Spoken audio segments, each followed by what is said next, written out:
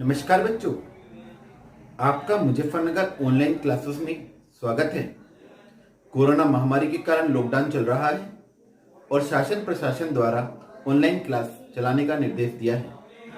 हमारे जिले की जिला अधिकारी महोदया सेल्वा कुमारी जयराजन और हमारे जिला विद्यालय निरीक्षक श्री गजेंद्र कुमार जी ने भी हमें ऑनलाइन क्लास के लिए निर्देशित किया है। हम उनका बहुत बहुत धन्यवाद प्रकट करते हैं और आपसे हमारा निवेदन है, आप घर पर रहिए, सुरक्षित रहिए, अनावश्यक रूप से बिल्कुल बाहर नहीं निकलें। यदि आपको कोई आवश्यक कार्य है तो मास्क लगाइए और सोशल डिस्टेंसिंग का पालन करिए। बाहर से जब भी अपने घर पर आएं तो आप अपने हाथों को अच्छी प्रकार 30 सेकंड तक आपको धोना है और फिर उसके बाद अगर संभव हो सके तो आप गर्म पानी का इस्तेमाल कीजिए, थोड़ा पीने में भी और अपने हाथ पैर धोने में भी। आप घर पर रहिए, सुरक्षित रहिए। मैं राजकुमार जैन आपको केमिस्ट्री कक्षा 12 की केमिस्ट्री रसायन विज्ञान के बारे में पढ़ाऊंगा। नमस्कार बच्चों, आज हम डिस्कस करेंगे मुख्य रूप से आदर्श और अनादर्श विलयन में। कल हमने आपको राउट के नियम के अनुसार अनुभार ज्ञात करना बताया था। उसमें आपको ध्यान हो, जब हमने उसका डेरिवेशन किया था तो हमने हर में से तनु विलयन होने के कारण एनबी की मात्रा छोड़ दी थी। लेकिन कभी कभी हमें नहीं पता लगता है कि विलयन तनु है कि सांद्र है, तो फिर हम उस सूत्र को कैसे करेंगे। तो उसमें थोड़ा सा मैंने आपको बताया भी था कि हम P minus P S upon P S कर देते हैं। तो उसी सूत्र को हम कैसे लाते हैं जरा देखिएगा। सूत्र था हमारा P minus P S upon P, ये राउट का नियम है। P minus P S upon P बराबर N B upon N A plus N B, माने किसी विलयन के वाष्प दाब का अवनमन उसके विलेय पदार्थ के मोल प्रभाज के बराबर होता है। यदि हम दोनों का व्युत्क्रम कर दें, माने दोनों को ही रेसिप्रोकल कर देते हैं, तो ये हो जाएगा P upon P minus P S, reverse हो जाएगा। ये हो जाएगा Na plus N B upon N B. दोनों का रिवर्स कर, दोनों बराबर है, रिवर्स करने पर कोई परिवर्तन नहीं आता। लेकिन हम इनको जब रिवर्स करते हैं तो आप देखते हैं P upon P minus P S Na N B, N B upon N B plus 1 हो जाएगा। इस प्लस 1 को हम इधर ले आते हैं, P upon P minus P S minus 1 Na upon N B. अब P minus P S minus 1 है तो हम यहाँ P माइनस पी एस को लघुत्तम आ जाएगा और फिर उसके बाद P माइनस पी एस आ जाएगा Na अपॉन एनबी। फिर यहाँ हम P माइनस P और ये माइनस का प्लस हो जाएगा पी एस, ये प्लस का P है, ये माइनस का P, दोनों कट जाएंगे। P माइनस पी एस बराबर Na upon N B, P minus P S upon P S N B upon Na। तो यहाँ हमें कुछ भी छोड़ने की आवश्यकता नहीं है, ना एनबी ना Na। और फिर हम सीधा रख देंगे P minus P S upon P S W B M A M B into W A, और इससे हम अनुभार की गणना कर सकते हैं। तो यदि हम P minus P S upon P S लेते हैं, मैंने आपको बताया भी था कि जो हमारी प्रतियोगी परीक्षाएं होती हैं उसमें P minus P S upon P S लिया जाता है। वो इसी कारण से है कि जिससे अगर हमें ये पता लग रहा हो कि विलयन तनु है या सांद्र, तो हम इस विलयन इस प्रकार से करते हैं तो हमें कोई प्रॉब्लम नहीं आती है। तो अब हम शुरू करते हैं आदर्श विलयन किसे कहते हैं। वे विलयन हैं जो सभी दशाओं में, या सभी दशाओं से तात्पर्य क्या है, सभी दशाओं से तात्पर्य है कि जो सभी दशाओं में चाहे टेम्परेचर भी कुछ हो, चाहे उसकी कंसंट्रेशन कुछ भी हो, कोई भी कंसंट्रेशन हो, कोई भी टेम्परेचर, मेन कंडीशंस यहाँ टेम्परेचर और कंसंट्रेशन की है। तो जो सभी दशाओं में राउल्ट के नियम का पालन करते हैं आदर्श विलयन कहलाते हैं। क्या कहलाते हैं वे? आदर्श विलयन कहलाते हैं। राउल्ट के नियम का पूर्ण रूप से पालन करते हैं। ऐसे जो विलयन होंगे उनके लिए डेल्टा वी मिक्स बराबर 0। मतलब क्या है कि जब हम ऐसे विलयन बनाते हैं, ए और बी दो कंपोनेंट होते हैं, मैंने आपको बताया था विलेय और विलाय। जब हम दो लिक्विड्स को आपस में मिलाते हैं तो आपस में मिलाने के बाद ये दोनों वोलेटाइल लिक्विड है, दोनों वाष्पशील पदार्थ हैं। अब जो बात कर रहे हैं हम आदर्श विलयनों में, उनकी बात कर रहे हैं जो दो लिक्विड है, दोनों के दोनों वाष्पशील हैं। ठीक है, अवाष्पशील की बात तो हम राउल्ट के नियम तक कर आए थे। अब जो वाष्पशील पदार्थ होते हैं, द्रव, उनमें भी ये नियम लगता है, तो उसकी बात हो रही है। तो जब दो विलयन है हमारे, उन्हें हम मिलाते हैं, ए को बी के साथ मिक्स करते हैं, तो अगर ए का 50 मिलीलीटर लिया है और बी का 50 मिलीलीटर लिया है, तो दोनों का विलयन बनाने के बाद 100 मिलीलीटर आएगा, ना तो 100 से कम और ना 100 से ज्यादा। इसे कहते हैं डेल्टा वी मिक्स बराबर 0, डेल्टा एच मिक्स बराबर 0। डेल्टा एच मिक्स बराबर 0 का मतलब होता है कि जब हम दोनों पदार्थ, दोनों लिक्विडों को आपस में मिलाते हैं, इसमें लिक्विड जब हम आपस में मिलाते हैं तो उसके अंदर कोई भी ऊष्मा परिवर्तन नहीं होना चाहिए, नो हीट चेंज। ये डेल्टा एच प्रदर्शित करता है हीट चेंज को। पी ए बराबर P naught A into X A, ये मैंने आपको बताया था दो द्रव निकाय के लिए किसी द्रव का आंशिक दाब, ठीक है, उसके मोलर प्रभाज के समानुपाती होता है। और फिर जब हम करते हैं तो पी नोट ए शुद्ध अवस्था में वास्तविक नियतांक के रूप में आ जाता है। ऐसे पी बी बराबर दिस और पी टोटल इन दोनों के योग के बराबर होता है। और जो हमने दो पदार्थ मिलाए हैं उन ए और बी के बीच जो बल लग रहा है, उनके ए और बी के अणुओं के बीच में जो बल लग रहा है, और अगर हम ए की बात करें और बी की बात करें, माने अगर हमने दो बल लिए हैं मॉलिक्यूल, जैसे हमने लिया है, एक लिया है बेंजीन और एक लिया है टोलुइन, तो बेंजीन और टोलुइन के बीच में के अणुओं के बीच का जो आकर्षण हुआ, अंतर आणविक अनुन्नय बल का मतलब होता है जो उनके बीच में फोर्स काम करते हैं, अट्रैक्शन फोर्स काम करते हैं, वही सेम बेंजीन के अणुओं के बीच करेंगे और टोलुइन के बीच, माने ए और बी के बीच अंतर आणविक अन्योन्य बल ए व बी के समान होता है। ऐसे विलयन जिनमें सब प्रॉपर्टी, चार तरह की प्रॉपर्टी पाई जाती है, क्या कहलाते हैं? आदर्श विलयन या आइडियल सॉल्यूशन कहलाते हैं। ग्राफ से हम देखते हैं, यहाँ देखिए हमने ग्राफ बनाया, इधर हमने लिया है वेपर प्रेशर, वाष्प दाब, यहाँ हम वाष्प दाब लेते हैं इधर इस एक्सिस पर, और ये हमारा मोल प्रभाज का एक्सिस है। तो यहाँ देखो एक्स ए बराबर 1, मतलब क्या है कि हमारा जो टोटल है ये विलायक है, इसमें भी विलेय पदार्थ नहीं बोला गया है। तो विलायक की वाष्प आती है, उसका जो वाष्प दाब है, इस शुद्ध अवस्था का वाष्प दाब हमने मान लिया यहाँ है, और इस कोने पे देखिए आप केवल दूसरा हमारा क्या है, एक्स बी बराबर 1, माने टोटल हमारा क्या है, विलेय पदार्थ है, और उसका जो हमारा शुद्ध अवस्था में आंशिक दाब है वो है पीबी, ठीक है। तो यहाँ पर इस जो हमने डायग्राम डाला इस पे, तो ये पी ए बराबर होगा P naught A into X B, ये जो कर्व है, ऐसे ये वाला कर्व पी बी के बराबर होगा, और इस कर्व को इस कर्व से जोड़ दें तो आ जाएगा, इस बिंदु से इस बिंदु को जोड़ेंगे तो आएगा P बराबर P A plus P B, माने ये इस बात को प्रदर्शित करेगा कि यहाँ कुल दाब P A plus P B के बराबर होता है। तो ये इसका ग्राफिकल रिप्रेजेंटेशन है आदर्श विलयन का। वास्तव में आदर्श विलयन प्रकृति में उपलब्ध नहीं होते हैं, लेकिन यदि कुछ अति तनु विलयन होते हैं, जो अति तनु वेरी डाइल्यूट सॉल्यूशन होते हैं, वे आदर्श विलयन की तरह कार्य करते हैं।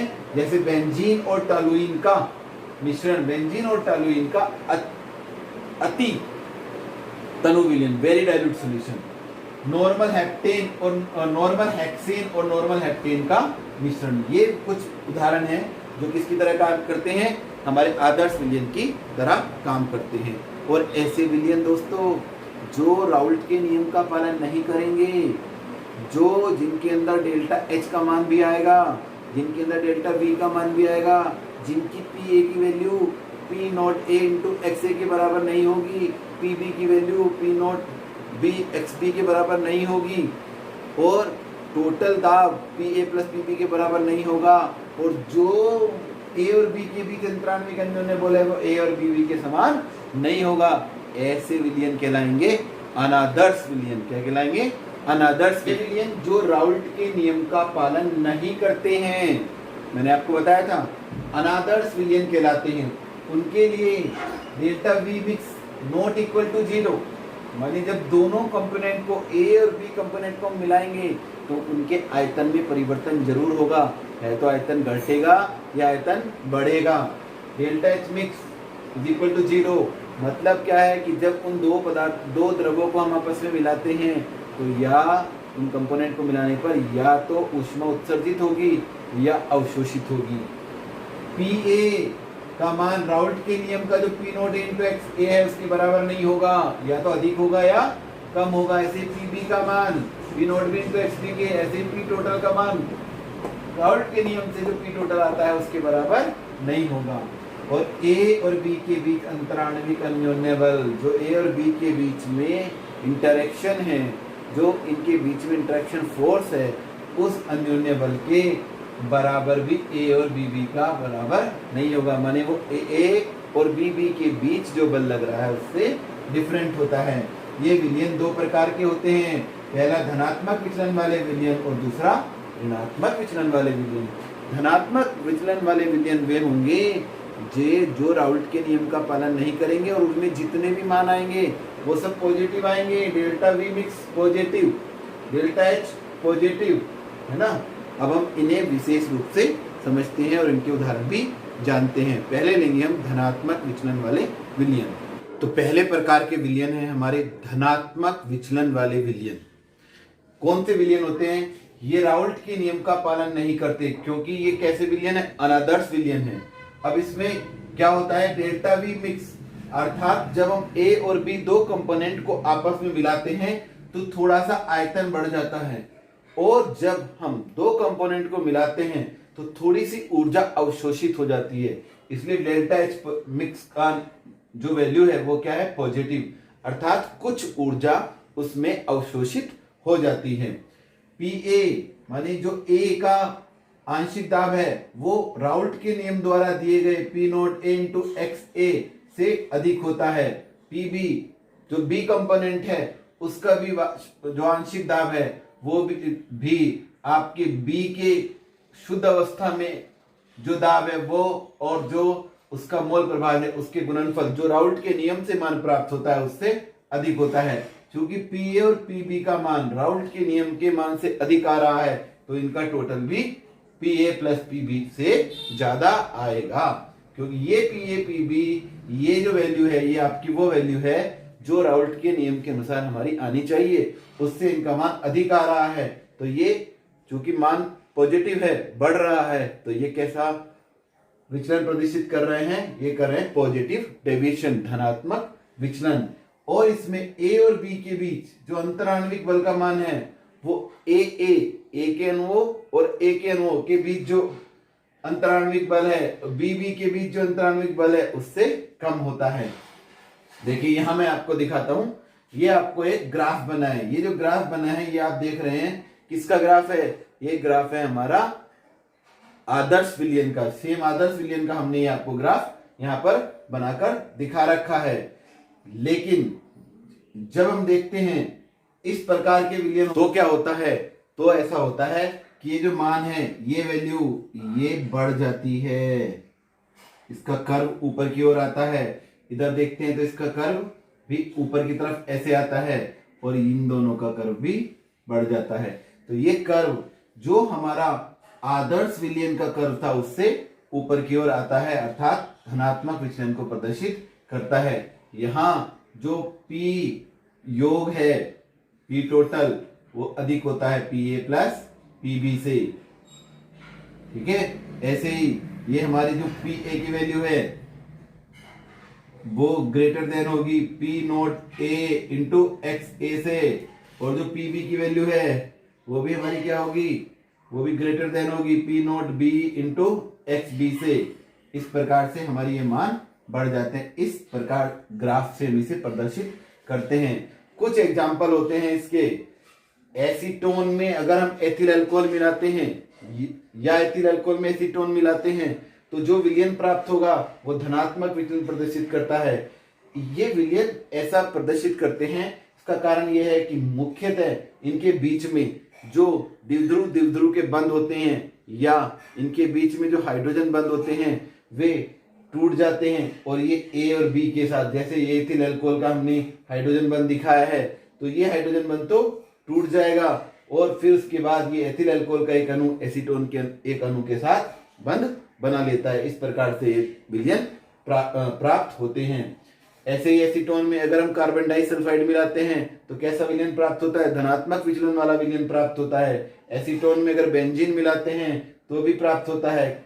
कार्बन टेट्राक्लोराइड में क्लोरोफॉर्म मिलाते हैं या कार्बन टेट्राक्लोराइड में बेंजीन मिलाते हैं या कार्बन टेट्राक्लोराइड में टोलुइन मिलाते हैं, C6H5CH3 टोलुइन है, या मेथिल अल्कोहल में जल मिलाते हैं या एथिल अल्कोहल में जल मिलाते हैं, तो हमें धनात्मक विचलन वाले विलयन प्राप्त होते हैं। ये वे विलयन हैं जो आदर्श विलयन की तरह व्यवहार नहीं करते, जब अनादर्श विलयन की तरह व्यवहार करते हैं और इनके मान जो होते हैं वो राउल्ट के नियम से अधिक आते हैं।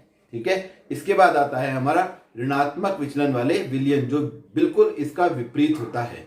ऋणात्मक विचलन वाले विलयन वे विलयन जो राउल्ट के नियम का पालन नहीं करते हैं, चाहे धनात्मक विचलन वाले विलयन हो चाहे ऋणात्मक विचलन वाले विलयन हो, वे राउल्ट के नियम का पालन नहीं करते हैं।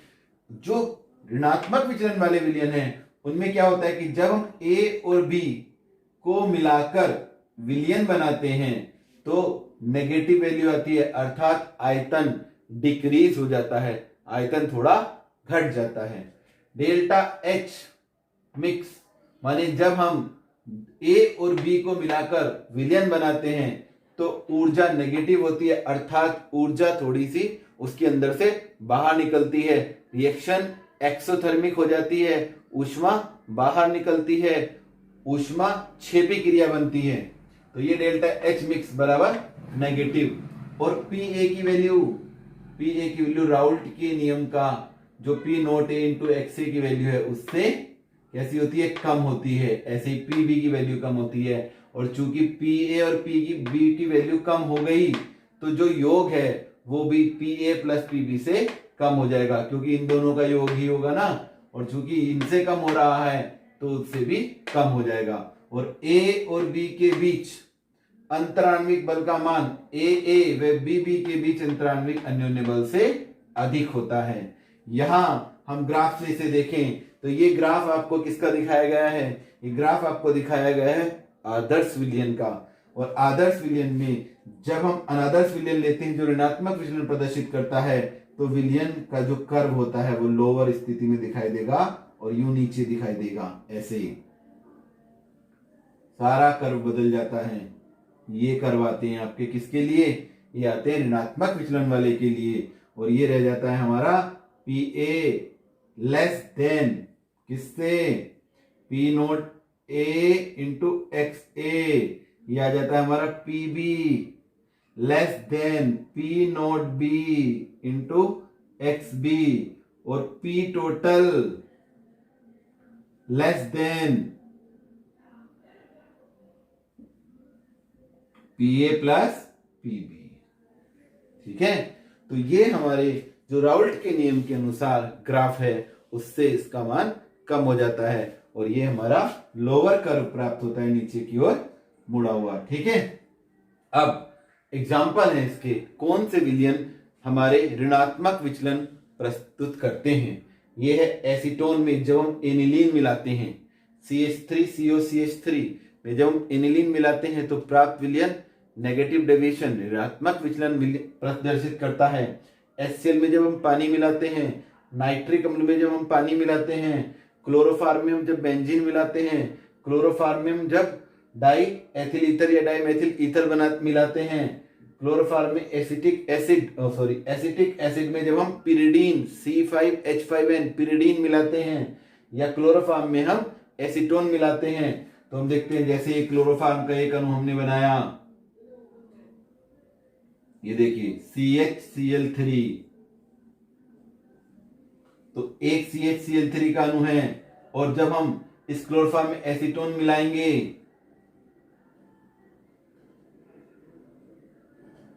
तो ये हाइड्रोजन बंध इनके बीच में बन जाता है, ये एसीटोन इस प्रकार से। तो A और B के बीच में ये बल बन जाता है और इसका मान A और B के बीच अंतराण्विक बल का मान A और B के बीच से अधिक होता है। ऐसा इनके अंदर जो डाइपोल इंटरेक्शन होता है और ये हाइड्रोजन बॉन्डिंग बनती है उसके कारण होता है। इस प्रकार से हमारे ऋणात्मक विचलन वाले विलयन प्राप्त होते हैं और धनात्मक विचलन वाले विलयन प्राप्त होते हैं। अब हम अध्ययन करते हैं एजिट्रॉप्स का। एजिट्रॉप्स मतलब ऐसे विलयन जो एक ही अगर हम उन्हें गर्म करें तो है तो उसमें दो लिक्विड, लेकिन जब हम गर्म करेंगे वे दोनों के दोनों लिक्विड एक साथ एक ही ताप पर क्या होते हैं, उबलते हैं, अर्थात उसका क्वथनांक एक समान हो जाता है। तो ऐसे विलयन हमारे स्थिर क्वथनांकी मिश्रण या स्थिर क्वाथी मिश्रण या एजियोट्रॉप्स कहलाते हैं। तो एजियोट्रॉप्स कौन कौन से होते हैं ये हम इसमें अब पढ़ते हैं। तो स्थिर जो क्वथनांकी मिश्रण होते हैं उन्हें हम इंग्लिश में एजियोट्रॉप्स और एजियोट्रोपिक मिक्सचर कहते हैं। स्थिर क्वाथी या स्थिर क्वथनांकी मिश्रण, जब हम दो द्रवों को निश्चित संगठन में एक निश्चित कंपोजिशन में मिलाते हैं और उनको मिलाकर एक विलयन बनाते हैं और देखते हैं वे एक ही ताप पर दोनों वाष्पशील हो जाते हैं, अर्थात वह जो विलयन है वह एक निश्चित क्वथनांक पर उबलने लगता है। तो ऐसे विलयन, तो इन्हें हम स्थिर क्वाथी मिश्रण कहते हैं। ये दो प्रकार के होंगे, एक होगा न्यूनतम स्थिर क्वाथी मिश्रण। जो न्यूनतम स्थिर क्वाथी मिश्रण है उसका मतलब यह है कि जब हम दोनों पदार्थों को मिलाएंगे, जैसे हमने H2O में एथिल अल्कोहल मिलाया, तो जो H2O होता है इसका बॉइलिंग पॉइंट है 373 केल्विन, और जो एथिल अल्कोहल है इसका बॉइलिंग पॉइंट है 351.3 केल्विन। तो इन दोनों को मिला दिया, ठीक है। मिलाने के बाद हम देखते हैं कि ये जो मिश्रण है, इसमें हम जो मिश्रण लेते हैं वो 95.57% तो लेते हैं एथिल अल्कोहल, और शेष लिया जाता है हमारा, शेष रह जाएगा हमारा कितना 4.43% हम लेते हैं वाटर। तो ये एक निश्चित कंपोजिशन का जब हम एक मिश्रण लेते हैं तो हम देखते हैं कि ये जो विलयन बना, ये जो मिश्रण प्राप्त हुआ, ये 351.15 केल्विन पर ही उबल जाता है, अर्थात इस विलयन का क्वथनांक 351.15 आता है। तो देखें आप कि ये 373 से कम है और 351.3 से भी कम है। तो ऐसे विलयन जिनका जो क्वथनांक है उन दोनों अवयवों के क्वथनांक से कम आता है, वे हमारे न्यूनतम स्थिर क्वाथी मिश्रण कहलाते हैं। और ऐसे जो विलयन होते हैं ये वही विलयन होते हैं जो धनात्मक विचलन वाले विलयन होते हैं। जितने भी हमने आपको धनात्मक विचलन वाले विलयन पढ़ाए हैं वे सभी के सभी हमारे न्यूनतम स्तर क्वथनांक के मिश्रण होते हैं। इसका कारण यह है कि जो धनात्मक विचलन वाले हमारे विलयन हैं उनमें वाष्प दाब बढ़ जाता है। आपने देखा होगा कर्व ऊपर की तरफ आया माने उनका ए का, बी का वाष्प दाब और विलयन का वाष्प दाब हमारा बढ़ जाता है, और जब वाष्प दाब बढ़ेगा तो हमेशा क्वथनांक घटेगा। इसीलिए क्वथनांक घटता है और दोनों पदार्थों के क्वथनांक से कम हो जाता है। ये न्यूनतम स्थिर क्वाथी मिश्रण कहलाते हैं। और इसी प्रकार जो अधिकतम स्थिर क्वाथी मिश्रण होते हैं ये वे विलयन होते हैं जिन्हें ए और बी को परस्पर मिलाकर जब बनाते हैं तो इनका जो क्वथनांक होता है वो उन दोनों अवयवों के क्वथनांकों से अधिक होता है। जैसे हम एग्जांपल लेते हैं, पानी के अंदर हमने HCl मिला दिया, H2O प्लस HCl, तो H2O का कितना होता है 373 केल्विन और HCl का कितना होता है 188 केल्विन। ये दोनों इनके क्या हैं, ये इनके क्वथनांक हैं दोनों के। और जब हम इन्हें मिला देते हैं आपस में तो मिलाने के बाद हम देखते हैं कि इनका जो क्वथनांक है वो 383 केल्विन आ जाता है। कितना आ जाता है 383 केल्विन पर ये उबलने लगते हैं। ये कब होगा, इसमें निश्चित संगठन होना जरूरी है। यहाँ HCl जो होता है वो 20 पॉइंट, जो HCl का मान लिया जाता है वो 20.3% हम लेते हैं, 20.3% ये लेते हैं। और जो पानी होता है, पानी इसके लिए इसमें लिया जाता है 79.7%। तो जब हम इतना कंपोजिशन का जल और HCl को परस्पर मिलाते हैं तो जो विलयन प्राप्त होता है, आप देखें इसका 373 केल्विन, इसका 383 ज्यादा है, 188 से ज्यादा है।